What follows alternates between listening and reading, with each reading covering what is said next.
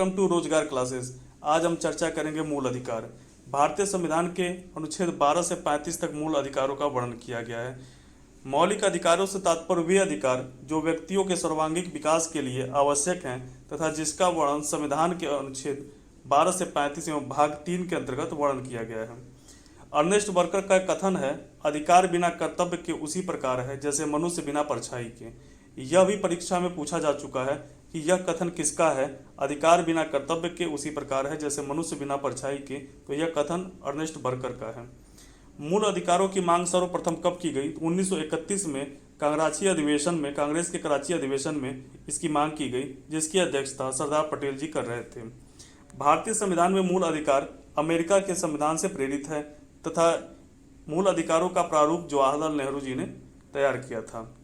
मूल अधिकारों से संबंधित कुछ बातें हैं जिसे नोट करना आवश्यक है। मूल अधिकार संविधान के भाग 3 में वर्णन है तथा ये राज्यकृत के विरुद्ध एक गारंटी है। मूल अधिकार वाद योग्य होते हैं।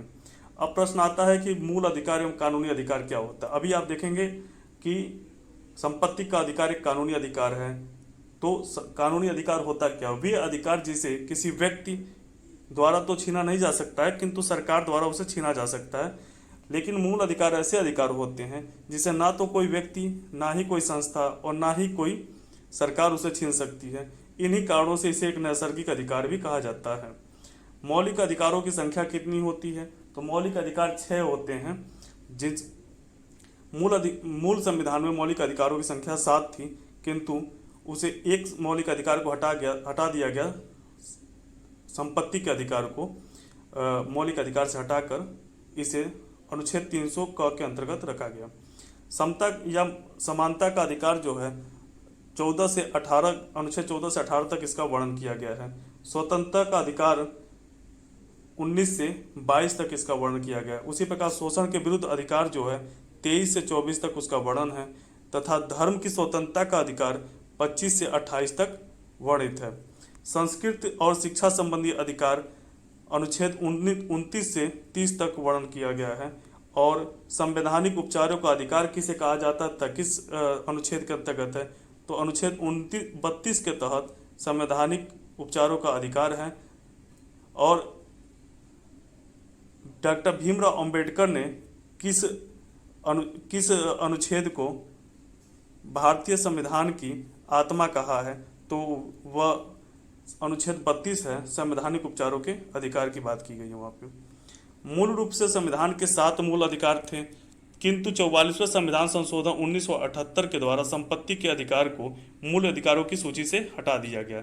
इस संविधान के भाग 12 के अनुच्छेद 300 क के तहत इसे कानूनी अधिकार प्रदान किया गया।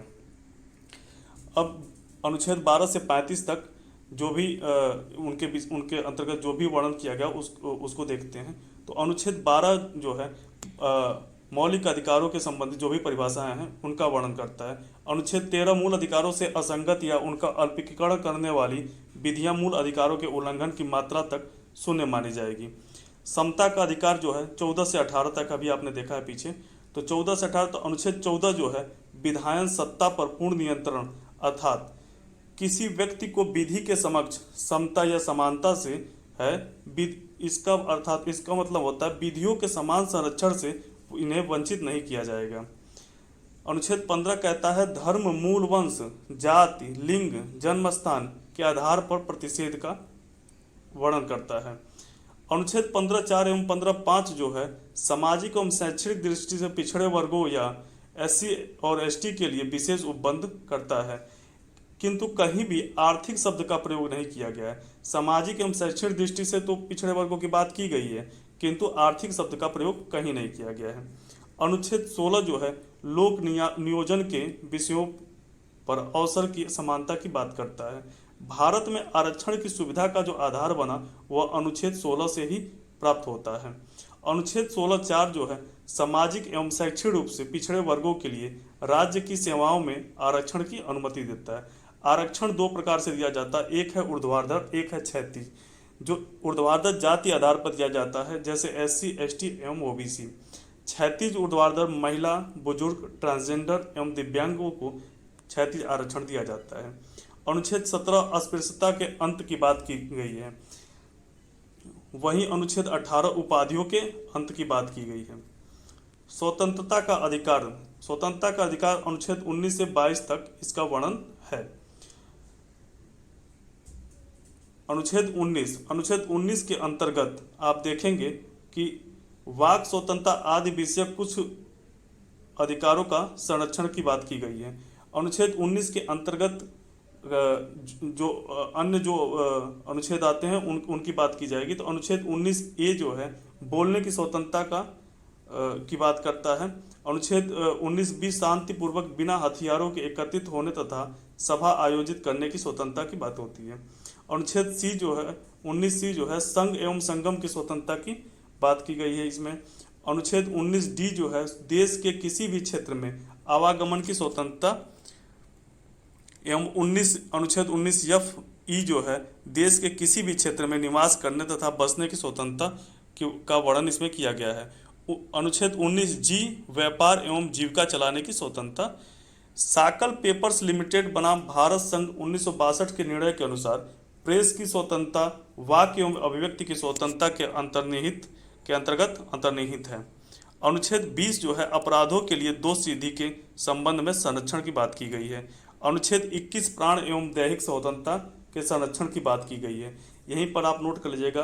अनुच्छेद 21 क में 14 वर्ष तक के बच्चों को निःशुल्क शिक्षा की बात की गई है, जिसे संवैधानिक संशोधन के द्वारा जोड़ा गया है। आगे उसकी भी चर्चा की जाएगी। अनुच्छेद 22 कुछ दशाओं में गिरफ्तारी एवं निरोध संरक्षण की भी बात की गई है। इस अनुच्छेद 22 का वर्णन आगे दूसरे पार्ट में पूरी तरह से किया गया है। अनुच्छेद 21 जो नोट करने के हेतु है, अनुच्छेद 21 के भाग के रूप में निम्नलिखित अधिकारों की घोषणा की गई है। कुछ अधिकार इस प्रकार हैं, जैसे मानवीय प्रतिष्ठा के साथ जीने का अधिकार, निजता का अधिकार, स्वास्थ्य का अधिकार, स्वच्छ पर्यावरण का अधिकार, आश्रय का अधिकार, 14 वर्ष की उम्र तक निःशुल्क शिक्षा का अधिकार, निःशुल्क कानूनी सहायता का अधिकार, अकेले कारावास में बंद के विरुद्ध अधिकार, सूचना का अधिकार एवं प्रतिष्ठा का अधिकार, इसके विषय में यहाँ चर्चा की गई है।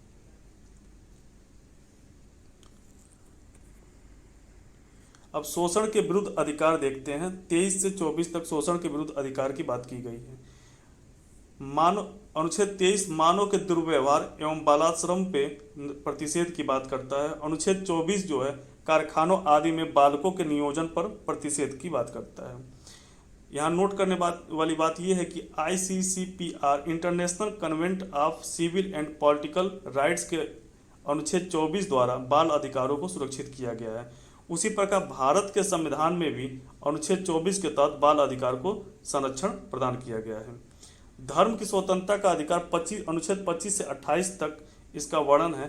अनुच्छेद 25 अंतःकरण और धर्म के अबाध रूप से मानने, आचरण और प्रचार करने की स्वतंत्रता की बात करता है।